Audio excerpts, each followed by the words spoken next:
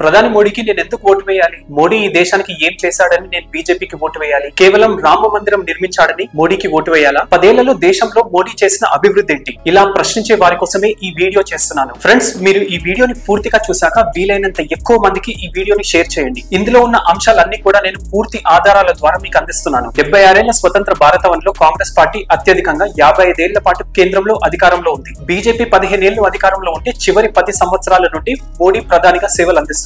అయితే 2014 ముందు ఇంకా మోడీ ప్రధాని అయిన తర్వాత ఏ విధమైన మార్పులు సంభవించాయి, ఎంత అభివృద్ధి సాధించింది దేశం అనేది చూద్దాం. ఫ్రెండ్స్, 2014లో ప్రధాని మోదీ గారు ప్రధానిగా బాధ్యతలు చేపట్టే సమయానికి మన దేశంలో 40% పౌరులకు మాత్రమే బ్యాంక్ అకౌంట్లు ఉంటే ఇప్పుడు అది 78% అయింది. ఇందులో 52 కోట్ల మందికి జన్ధన్ ఖాతాలు ఇప్పించాడు ప్రధాని మోడీ. 2014లో దేశ జీడీపీ $2 ట్రిలియన్ ఉంటే ఈ 10 ఏళ్ల వ్యవధిలోనే $3.7 ట్రిలియన్ దాటింది. దేశ తలసరి జీడీపీ 2014లో $1,579 ఉంటే ఇప్పుడు అది $2,600 దాటింది. 2014లో 10వ స్థానంలో ఉన్న భారత ఆర్థిక వ్యవస్థ ఇప్పుడు 5వ స్థానానికి చేరింది. భారత ఆర్థిక వ్యవస్థ 2028లో 3వ స్థానానికి చేరుకుంటుందని ప్రపంచ బ్యాంక్ ఇంకా IMF వంటి సంస్థలు అంచనా వేస్తున్నాయి. 2014లో ద్రవ్యోల్బణం 8.5% ఉంటే అది ఇప్పుడు 4.8% అయ్యింది. 2014లో బ్యాంకుల్లో మొండి బకాయిలు 4% పైగా ఉంటే ఇప్పుడు 3% పడిపోయాయి. 2014లో కేవలం 2 మొబైల్ మ్యానుఫ్యాక్చరింగ్ ఫ్యాక్టరీలు మాత్రమే ఉంటే ఇప్పుడు అవి 200లకు పైగా పెరిగాయి. స్మార్ట్ ఫోన్ వినియోగదారులు 2014లో 14% మాత్రమే ఉంటే ఇప్పుడు 70% కంటే ఎక్కువ ఉన్నారు. నాడు 1 GB డేటా $268 ఉంటే ఇప్పుడు అది కేవలం $10 అయ్యింది. ఆప్టికల్ ఫైబర్ నెట్వర్క్ 2014 వరకు కేవలం 300 కిలోమీటర్లు మాత్రమే వేస్తే మోడీ హయాంలో ఏకంగా 5.6 లక్షల కిలోమీటర్లు వేసింది. 2014లో 300 స్టార్టప్లు ఉంటే దేశంలో ఇప్పుడు 96,000కు పైగా స్టార్టప్లు ఉన్నాయి. స్టార్టప్ ఎకోసిస్టమ్ నిర్మాణంలో ఇప్పుడు మన దేశం 3వ స్థానంలో ఉంది. ప్రజా సంక్షేమం విషయానికి వస్తే ఆయుష్మాన్ భారత్ పథకం కింద దేశంలోని 13 కోట్ల పేద కుటుంబాలకు 5 లక్షల ఆరోగ్య సంరక్షణ బీమా కల్పిస్తోంది మోదీ ప్రభుత్వం. 2014 వరకు వంట గ్యాస్ కనెక్షన్లు 14.5 కోట్లు మాత్రమే ఉంటే ఇప్పుడు 31.36 కోట్ల కనెక్షన్లు ఉన్నాయి. ఇందులో 10.32 లక్షల ఉజ్వల పథకం లబ్ధిదారులు ఉన్నారు. ఈ 10 ఏళ్లలో మోదీ ప్రభుత్వం ఇల్లు లేని పేద కుటుంబాలకు 4 కోట్ల గృహాలు కట్టించింది. స్వచ్ఛ భారత్ మిషన్ కింద 11 కోట్ల గ్రామీణ గృహాలకు మరుగుదొడ్లు కట్టించింది. శానిటేషన్ కవరేజ్ నాడు దేశంలో 39% మాత్రమే ఉంటే స్వచ్ఛ భారత్ మిషన్ మూలంగా ఇప్పుడు 100% చేరింది. అలాగే దేశంలో 100% గ్రామాలకు విద్యుద్దీకరణ విస్తరించింది. 2014 వరకు 50% మాత్రమే ఉన్న విద్యుత్ లభ్యత ఇప్పుడు 85% పెరిగింది. ఇంకా పనికాహార పథకం కింద 2014లో $150 రోజువారీ వేతనం ఉంటే ఇప్పుడు $300 పెంచింది మోదీ ప్రభుత్వం. 2014లో 29.17% ఉన్న పేదరికం ఇప్పుడు 11.28% పడిపోయింది. 24 కోట్ల మంది ప్రజానికం ఈ 10 ఏళ్లలో పేదరికం నుండి బయటపడ్డారు. రైతుల శ్రేయస్సు కోసం కిసాన్ సమ్మాన్ నిధి కింద ప్రతి సంవత్సరం $6,000 ఆర్థిక సహాయం అందిస్తుంది. పంట నష్టపోయిన రైతులకు ఫసల్ బీమా యోజన ద్వారా నష్టపరిహారం అందించడం కోసం ప్రీమియం కడుతుంది కేంద్రం. అలాగే వివిధ పంటలపై ప్రతి సంవత్సరం MSP పెంచుతూ వస్తుంది మోదీ ప్రభుత్వం. 2014లో వరి క్వింటాల్ MSP ధర $1,310 ఉంటే ప్రస్తుతం $2,183 పెంచింది. 2014లో క్వింటాల్ గోధుమ ధర $1,350 ఉంటే ఇప్పుడు $2,275 పెంచింది. నాడు క్వింటాల్ మక్కలకు కనీస మద్దతు ధర $1,310 ఉంటే ఇప్పుడు అది $2,090కి పెంచింది మోడీ ప్రభుత్వం. ఇలా సజ్జలు, రాగులు, జొన్నలు, కందిపప్పు, శనగపప్పు వంటి అనేక పంటలపై గణనీయంగా MSP పెంచింది మోదీ ప్రభుత్వం. 2014 ముందు రైతులు ఎరువుల కోసం లైన్ లో చెప్పులు పెట్టి పడిగాపులు కాసేవారు.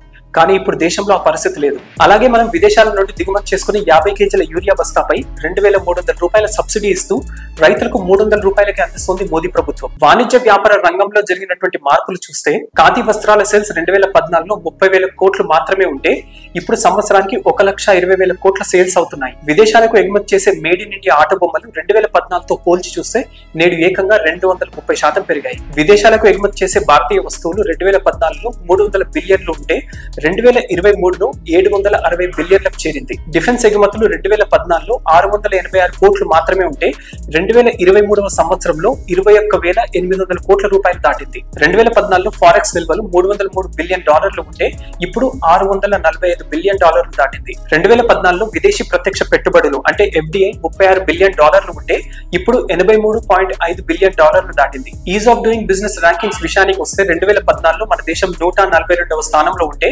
ఇప్పుడు 63వ స్థానానికి చేరింది. 2014లో సెన్సెక్స్ 24,000 పాయింట్ల వద్ద ఉంటే ఇప్పుడు 73,000 పాయింట్లకు చేరింది. అలాగే నిఫ్టీ 7,500 పాయింట్ల వద్ద ఉంటే ఇప్పుడు 22,000 పాయింట్లు దాటింది. 2014లో 2 కోట్ల డీమ్యాట్ అకౌంట్లు ఉంటే ఇప్పుడు ఏకంగా 15 కోట్ల డీమ్యాట్ అకౌంట్లు ఉన్నాయి. అలాగే దేశ కనెక్టివిటీ ఇన్ఫ్రాస్ట్రక్చర్ విషయానికి వస్తే 2014 వరకు 97,000 కిలోమీటర్ల జాతీయ రహదారులు ఉంటే ఇప్పుడు 1,45,000 కిలోమీటర్లకు విస్తరించడం జరిగింది. 2014లో 4 లేన్ జాతీయ రహదారులు 13,300 కిలోమీటర్లు ఉంటే ఇప్పుడు 46,000 కిలోమీటర్లకు విస్తరించింది బీజేపీ ప్రభుత్వం. ఆనాడు కేవలం 1000 కిలోమీటర్ల ఎక్స్ప్రెస్ వేలు ఉంటే ఇప్పుడు ఏకంగా 5,000 కిలోమీటర్ల మేర విస్తరణ జరిగింది. అందుకే ప్రపంచంలో ఇప్పుడు అతిపెద్ద రోడ్ నెట్వర్క్ కలిగిన దేశాల్లో భారత్ 2వ స్థానంలో ఉంది. 2014కి ముందు 248 కిలోమీటర్ల మెట్రో రైల్ లైన్ ఉండగా ఇప్పుడు 20 నగరాల్లో 905 కిలోమీటర్లకు పైగా విస్తరించబడింది. 2014 వరకు దేశవ్యాప్తంగా 21,413 కిలోమీటర్ల రైల్వే లైన్ విద్యుదీకరణ జరిగితే ఈ 10 ఏళ్ల కాలంలోనే ఏకంగా 39,000 కిలోమీటర్ల రైల్వే లైన్ విద్యుదీకరణ జరిగింది.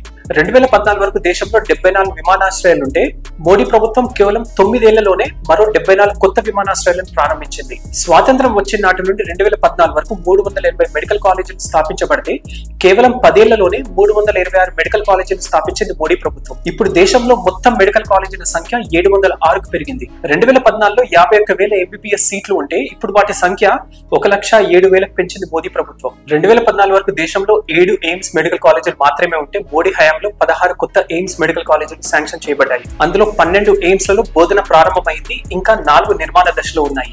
దేశంలో ప్రస్తుతం 23 ఐఐటీలు ఉంటే మోడీ హయాంలో కొత్తగా 7 ఐఐటీలు ప్రారంభించబడ్డాయి. ఇవే కాకుండా ఆర్టికల్ 370 రద్దు, అయోధ్య సమస్య పరిష్కారం, 1 ర్యాంక్ 1 పెన్షన్ అమలు, ట్రిపుల్ తలాక్ రద్దు, సిఏఏ అమలు, కోవిడ్ వ్యాక్సిన్లు, ముద్రా రుణాలు, 24 మెగా ఫుడ్ పార్కులు, కొత్త పార్లమెంట్ భవనం, ఐక్యతా విగ్రహం, national war memorial, Atal Setu, Sudarshan Setu, Chenab వంతెన, కాశీ కారిడార్, మహాకాల్ కారిడార్, దుబాయ్ లో హిందూ మందిరం, ఇంకా దేశ రక్షణ కోసం పాకిస్తాన్ లోని తీవ్రవాద స్థావరాలపై సర్జికల్ దాడులు, విదేశాల్లో భారత శత్రువులను నిలువరించడం, గాల్వాన్ లో చైనాను నిలువరించడం, ఇతర దేశాల్లో ఉంటూ యుద్ధాల నడుమ చిక్కుకున్న మన వారిని భారత్ కి సురక్షితంగా తీసుకురావడం, ఖతార్ లో జీవిత ఖైదు అనుభవిస్తున్న మన నేవీ అధికారులను సురక్షితంగా స్వదేశానికి తీసుకురావడం, అలాగే విజయవంతంగా ఇస్రో ప్రయోగాలు నిర్వహించడం, వందే భారత్ రైళ్లు, రఫేల్ యుద్ధ విమానాలు, S-400 defence system, INS Vikrant, Tejas వంటి స్వదేశీ యుద్ధ విమానాలు, ఆర్మీ జవాన్లకు బుల్లెట్ ప్రూఫ్ జాకెట్లు, బ్రిటిష్ కాలం నాటి చట్టాలను మార్చడం, బానిస చిహ్నాలను చెరిపివేయడం వంటి ఎన్నో మోడీ హయాంలో మనం చూసాం. ఇవే కాకుండా ఇంకా చాలా ఉన్నాయి. ఫ్రెండ్స్, స్వతంత్ర భారతదేశ చరిత్రలో మనం ఊహించని ఎన్నో గొప్ప మార్పులు గత 10 సంవత్సరాలు మనం చూసాం. నరేంద్ర మోదీ గారు గత 20 ఏళ్లుగా ఏ ఒక్క రోజు సెలవు తీసుకోకుండా అహర్నిశం దేశ ప్రజల సంక్షేమం కోసం, దేశాభివృద్ధి కోసం పనిచేస్తున్నారు. అంతేకాకుండా నేడు విదేశాల్లో మన దేశ గౌరవాన్ని పెంచి భారతీయులందరూ గర్వపడేలా చేశాడు. విదేశాల్లోని నాయకులు మోడీ ఇస్ ద బాస్ అని కీర్తించేలా తన పనితనాన్ని చాటాడు. Prime Minister Modi is the boss. కాబట్టి వచ్చే పార్లమెంట్ ఎన్నికల్లో నరేంద్ర మోదీ గారు చేసిన అభివృద్ధి ఆధారంగా ప్రతి ఒక్కరూ ఆయనకు మద్దతుగా ఉంటారని నేను ఆశిస్తున్నాను. వచ్చే 5 ఏళ్లలో మరిన్ని గొప్ప మార్పులు తెచ్చి మన భారతదేశాన్ని విశ్వగురువుగా ప్రపంచం గుర్తించేలా చేస్తాడు. అది మోదీ గారి గ్యారంటీ. ఫ్రెండ్స్, మీకు ఈ వీడియో నచ్చితే లైక్ చేయండి, వీలైనంత ఎక్కువ మందికి షేర్ చేయండి. అలాగే real Karthik Reddy YouTube channel ని తప్పనిసరిగా సబ్స్క్రైబ్ చేసుకుని నాకు మద్దతుగా నిలవండి. జై హింద్.